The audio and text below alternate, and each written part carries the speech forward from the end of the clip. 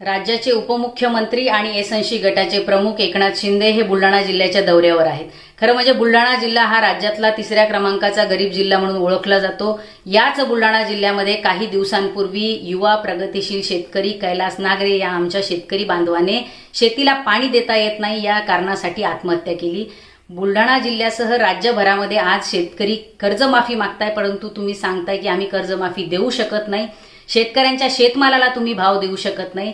तुम्ही शेतकऱ्यांना 2023-24चा जो पीक विमा दिलाय तो पण पीक विमा देत असताना त्या पीक विम्याची मदत ही शेतकऱ्यांना पूर्णपणे मिळालेली नाही। एवढंच नाही तर आज अनेक युवा बेरोजगार हे बुलढाणा जिल्ह्यातील स्थलांतर करताय केवळ या ठिकाणी रोजगाराच्या कुठल्याही संधी उपलब्ध नाहीत म्हणून। आज प्राथमिक शिक्षण असेल किंवा आरोग्य व्यवस्था असेल ग्रामीण भागातली या सगळ्यांची दयनीय अवस्था आहे। इतकी सगळी बुलढाणा जिल्ह्यामध्ये आणि राज्यामध्ये दयनीय अवस्था असताना तुम्ही आभार कसले मानताय? तुम्ही तर या राज्यातील जनतेची, बुलढाण्यातील जनतेची माफी मागितली पाहिजे।